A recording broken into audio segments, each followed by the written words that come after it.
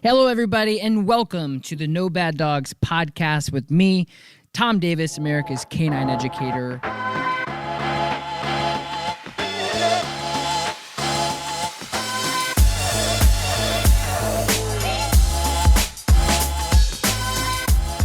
Thank you guys so much for joining. This is going to be the podcast about lifestyle of loving, working, and living with dogs. And thank you guys so much for joining me today.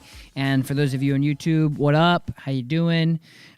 Today, this is the third episode that we're putting out, and again, it's going to be short and sweet, and it's going to be just me, unfortunately, so you have to hear me ramble a bit more. First and foremost, again, thank you guys so much for joining me. It means the world to me that you're spending time out of your day to listen to me ramble, and also, I want to let everybody know my way isn't the highway, and I don't know everything, but I do have a lot of experience, and I'm putting it out there in hopes of helping dogs, and so here we go. Today, I want to talk about just dog ownership in general.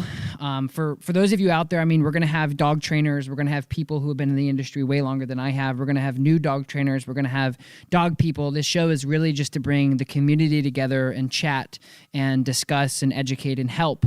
And today, this is for people who who can kind of maybe can chime in a little bit about dog ownership as a professional, but then also this is for people who just have dogs in general. And I want to just talk about some things that we do wrong on a daily basis that I see. And so statistically, over the last 8 years of myself working professionally with dogs, I have a good sense of like what people are doing wrong. And that's what I want to talk about today, is just give some information out there of like what not to do with your dog. And so the first thing is dogs are animals. And I think we live in a society today where we forget that. And more importantly, we don't respect it.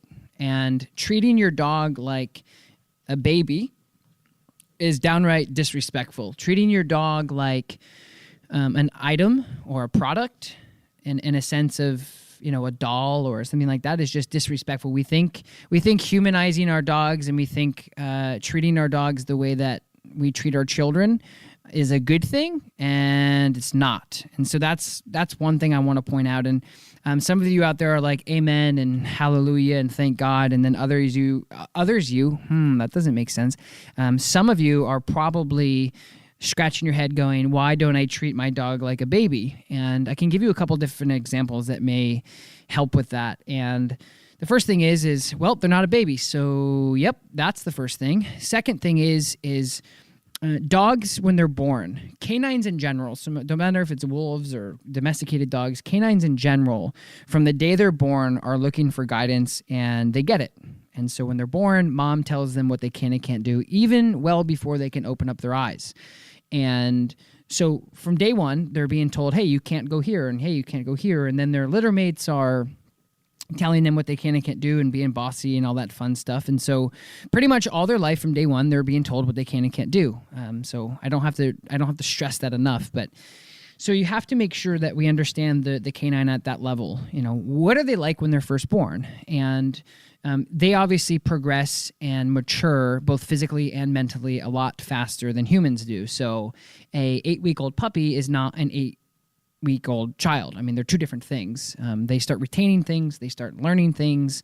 And not to mention, guys, they're animals. And not to mention they have fur and they have teeth, and they would rather eat poop than dog food sometimes. And so that they're animals. And so what I've been finding a lot of times, the issue usually here, and going with the theme, no bad dogs, is usually and always the owner. Very few times I have dogs in here that I go, wow, this dog was born this way, or wow, this dog is neurotic and not changeable. Almost every single dog that walks through that front door has been tainted by humans on a negative way. And with that being said, and I guess that means like my dogs who have issues. I shouldn't say all my dogs, because the dogs that are puppies that come in are doing a beautiful job by saying, hey, I want to do it right, so here's my 8-week-old puppy. Anyway, so we're humanizing our dogs. And that's really creating, honestly, so many problems and issues with our animals, because it's literally stripping them of their primal instincts to survive. And for what I do is I try to keep a little bit of that. So I try to keep like some prey drive. I try to keep some hunt drive. I try to keep some aggression. I try to keep some excitement. I try to keep as much as I can that's going to be realistically copeable, if that's a word, with my lifestyle and with the people when they go home. You're like, yeah, I want my dog to play. You don't want to like completely military, shove them down a hole and say, don't move, don't be a dog. I want my dog to be a dog. And I say that a lot. And I also say a lot, first we have to teach your dog how to be a dog, and then we can teach your dog to be a good dog. And too many people just assume that their dog's bad if they don't listen, when really they're giving them a ton of mixed signals. So I got some fresh coffee here, just steaming, and I'm surrounded by candles and other things. So this is cool. But anyway, moving forward, we talk way too much to our dogs, period. I can't tell you how many times people come in and have conversations with their dogs, and I answer them. Like, they will literally say, "What, are you hungry?" And I'll go, "No, I'm good." Actually, that's probably a lie. I'll probably say, "Yeah, I'm hungry," because I'm always hungry. And then I was at the bank the other day, which is hysterical. And the teller, so I had my dog. I have a Saint Bernard, I have a Dutch Shepherd, and then I have a mix, Lola.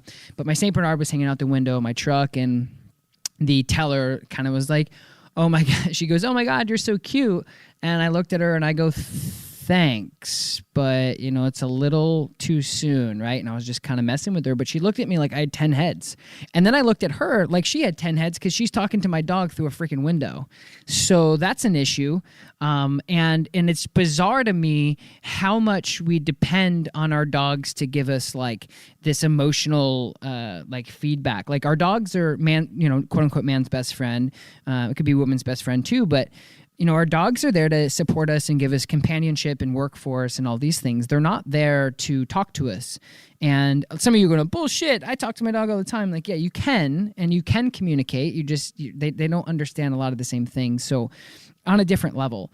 And so that's one thing that I find so many dog owners failing their dogs and setting their dogs up for failure is they're literally having conversations with their dogs, and they're wondering why their dog is anxious, nervous, whining, barking, confused, is because you're trying to have a conversation with them they don't know. And I always tell all my clients that any information you give a dog that they don't understand is taking a step back. And I think that that's really big. And I think it's important too, because we continue to try to progress, and we continue to try to do good, but yet we give them mixed signals. So we teach our dog these things, and I'm like, "Hey, teach your dog to sit and stay, or lay down, or recall, or whatever." Great. Those are things that we understand. But then they go home and they say, "Are you a good boy today?" Or, "Do you love me so much that you want to climb on my lap?" And we have to remember that when we teach dogs like conditioning markers or just cues alone, when we say, "Hey, down," right? Or sit, or stay. These are all one-word things that even if your dog knows sit really well and you said pit, he'll probably sit, because they sound similar. So they're not actually speaking the language that we speak of, the English language or any other language. It's just verbal cues. And again, that's probably a whole other discussion, but every single time that you're training with your dog and you're really focusing on getting them to respond to one verbal marker, like, "Hey, sit," and they do it, and then so that's literally one word, right? That you want them to understand and cooperate with. And then right after that word, we say, we look at the dog in the eyes and we go, "Oh my God, that was so good. Do you want to sit again?" Right? And there's like 8 or 9 different commands. And then the dog all of a sudden doesn't pay attention. And we go, "Why isn't my dog listening?" It's like, well, you just gave your dog 9 commands. Not only do they not make sense, but your dog doesn't understand them, which is a huge issue.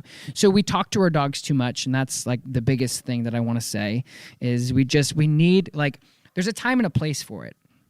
Right? So like, I will like go home my dogs and talk to them, but I don't talk to them and get them to, like, I don't want them to do something about it. I'm talking to them because that's what our dogs do, is they basically can take in all of our bullshit that we throw at them of like, "Oh, I love you so much. You're so cute." Like, that's fine. But like when you're out training and you want your dog to pick apart a certain command and you want your dog to like do something for you, and then you have a conversation with them and then get pissed off that they don't listen to you, I mean, that's an issue. And so that's the first thing I really want to say is we talk to our dogs way too much. And I'll say it again. Any information we give our dogs they don't understand, we're taking a step back. That's not my final word, but that's a good word.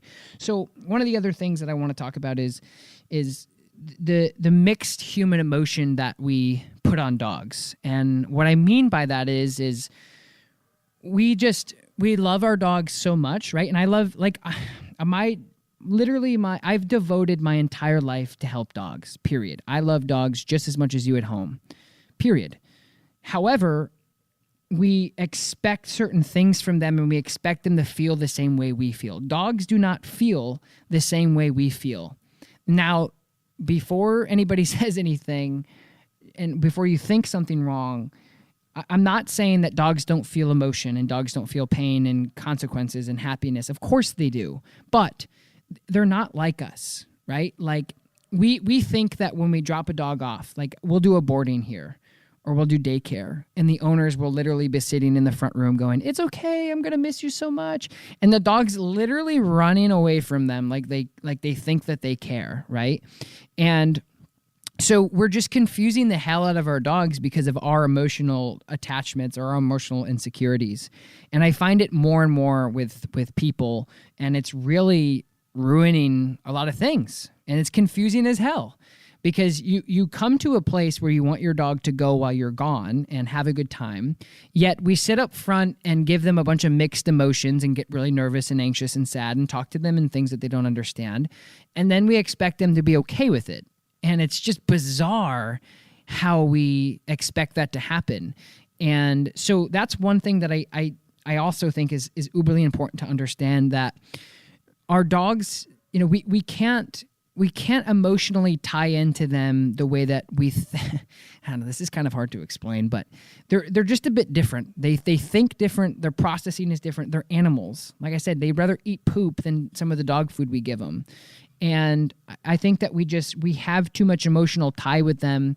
And here's my point about all this, by the way, and it really will have a lot to do with their progressional training, which means we maybe not comfortable for something, but it's so necessary for them and it's so beneficial for them, but we don't like it. It's much like going to the doctor's office, and of course you don't want to see your baby crying. And by baby, I mean a real baby, not your dog at home. Of course you don't want to see your baby crying. Like, it's the last thing you want to see, because you literally have birthed, or you have helped birth this baby, and it's the only thing you have. Of course you don't want to see him cry. Can you stop it? Yes. But are you going to? No, because it's beneficial for him. So bringing your dog somewhere and then saying, you know what, I don't like my dog crying because it hurts them, and then the dog not being able to walk on a leash, right? We're allowed to do that as dog owners, which I think is bizarre, because I'll take a dog and put him on a slip leash, and they're 8 weeks old, and I'm sure you guys out there that have trained dogs or worked with dogs, they'll let out a little cry and they'll get nervous, and because they don't want to do it. They're being babies. It's like the first time at kindergarten. But like, the dog owner can literally come over and take the leash from me and walk out the door. And the dog will literally live the life of neurotic, anxiety, stressful life. But people need to understand that they're dogs, and that's a part of learning. Like, when you bring your kid to the doctors and they cry because they got shots, you're not gonna like take the shot away. Maybe some of you are, but you're not gonna take the shot away from the doctor, because you know it's gonna be beneficial for the human, for your child. Like, as much as you hate to see it, because the baby is literally being a baby, that's what puppies do too, and that's what dogs. Even if you have a 2-year-old that's never had leash pressure, or a 2-year-old that's never been told what they can and can't do, they're gonna cry and flail and scream and howl and do all these things that you don't really like seeing. I don't like seeing it, but I know they're throwing fits and I know that they're having a tantrum. But we can't tie in our emotional attachments the same way that we do with humans. It's a different aspect, but unfortunately it happens, and people would rather see their dogs fail or be mentally crazy or mentally just negatively stimulated than actually fixing the problem, because it takes 5 minutes of stress for them. And I think that that's a big issue. And so for any of you out there with new dogs or puppies, I think it's important for you to understand that you might have to go between 3 to 5 minutes of a little bit of stress for the dog in order for them to understand the rainbow on the other side or the greener grass on the other side. And that's something that we need to really focus on and understand. And that's one of my other biggest things is we so are emotionally attached, and it's really hurting, and really our dogs are getting sacrificed at the stake because of it. And we just need to, respect the fact that some of these trainers out here really know what they're doing, and they're there to help, and just you got to trust the process a bit. And the other thing too, what I see a lot in dog training in general is when people come in and they're working with their dog, they're so involved with telling their dog no and correcting the dog and correcting the behavior that they don't even think about actually rewarding the dog. So for any of you out there working with your dogs on a new level, or new dog ownership, or just a new dog in general, or if you've been working dogs for 30 years and you've forgotten, make sure we're rewarding and paying our dogs throughout the process of training so it's not one-dimensional. And that's, I think, super important. When people come in here, I'm like, okay, what's the issue? They say this. I say, okay, really, it's you. You know that, right? And they go, oh, yeah, shit, it's me. And I say, okay, so we're going to fix you, right? And they're like, oh, no, not me. And I'm like, yeah, that's what we're going to do. And I will literally help the dog throughout the process. They go, wow, what a beautiful dog. And I say, yep, you've had this dog the whole time. So moving forward, I say, okay, now you're going to do it. And they get so caught up in how am I going to correct the dog and how am I going to reprimand the dog for being bad, that they never reward the dog for being good. And I've seen that a lot in the last couple months because it's really been brought to my attention. When you're out working with your dog, yes, you want to get rid of the bad behaviors. You want to get them out of here. You want to, the barking, the whining, you want to counter condition them. You want them to stop. So you may be correcting, you may be disciplined, you may be verbally correcting, verbal pressure, body pressure, leash pressure, whatever it may be, to get the behaviors out.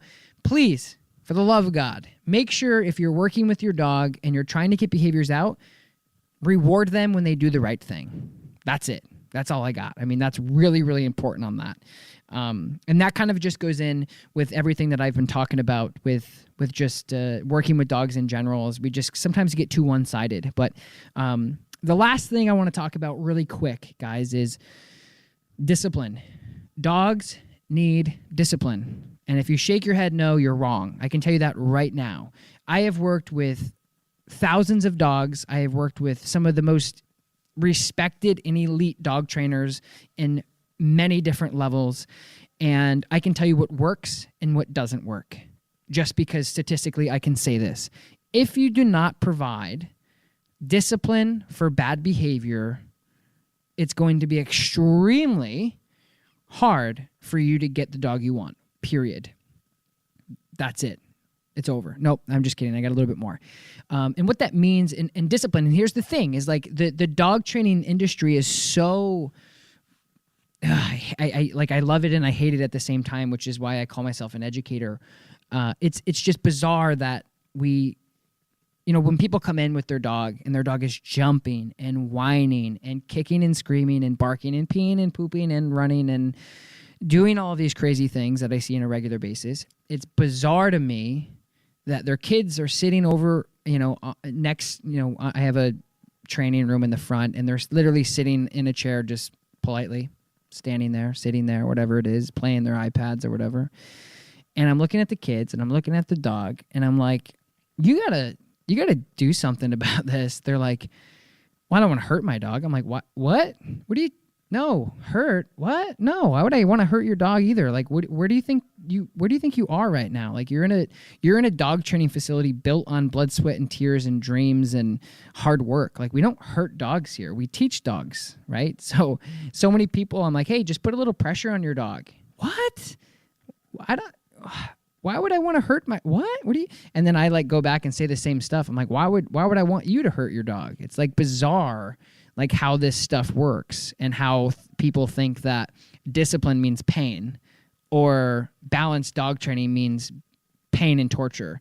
And that's just not the case. And if you think that that's the case, we're going to have long conversations on the No Bad Dogs podcast about all of this. And we're going to take phone calls and it's going to be fun. But discipline is not necessarily punishment, and discipline isn't also like fear. Discipline is just telling your dog what they can and can't do for their benefit and safety, period. If you run out downtown New York City or downtown anywhere with a lot of traffic and your kids just run out in traffic and get beeped at and almost hit, you're goddamn right you're going to chase that kid down and scold them about never doing that again and why. And you're going to be really upset, and they're going to be really happy that they didn't get hit, which is good. And then you're going to tell them, if you ever do that again, I'm taking away your iPhone. And then they're going to be really gun shy about ever doing anything wrong, because the thought of an iPhone being taken away from a teenager these days is crazy. Deep breath. And so why do we have no issue disciplining our kids and reprimanding them for things, but then our dogs, again, this is going back to our emotional tie, our dogs are completely like gung-ho about everything. And so I think it comes down to a mixture of not knowing how to discipline properly and not wanting to. And I can tell you that, again, we get afraid of discipline because we think it's like, again, like people just, it's crazy how many people think that when I say, okay, well, we have to stop this. How? Well, we have to structure your dog with discipline and teach them right from wrong. I'd rather not beat my dog. Well, what? Why would we ever do that? What are you, freak?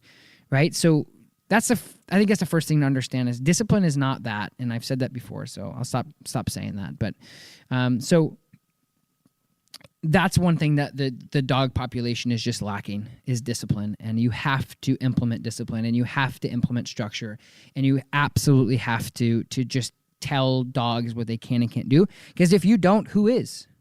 Right? And if you're not in charge, then who is? And then we get upset, pissed off, and mad that they make bad decisions and are crazy because you don't want to discipline them. So if you're having problems with your dog, chances are it's you. And you need to figure out how is the best way to discipline your dog and teach them wrong from right. And my sign off for today is discipline is not abuse. Don't be afraid to discipline your dog. It's insanely natural to them. It's insanely and uberly important for their safety and benefits. And I think that's going to be it today. One more sip of coffee. That's good. So thank you guys so much for listening to, I think, what's going to be episode number 3 of the No Bad Dogs podcast. I appreciate your time. I hope that if you're traveling, you get there safe. I hope that you've learned something. I hope that you've been inspired to do something crazy and cool. And I will talk to you guys next week. And for those of you who are watching this on YouTube, smash that subscription button. The more subscribers we get, the more stuff we can do. I promise you that. Like this video, and then I think for podcasting, it's download or subscribe as well. I'm new to this, so I'm not sure, but do whatever you can to be notified that we put some new stuff up. And in the future, guys, we're going to have some guests on the show, and there's some surprise guests coming up too, and I'm really excited about it, and it's going to be fun. So thank you guys for your valuable time, and I will talk to you guys next week. Peace.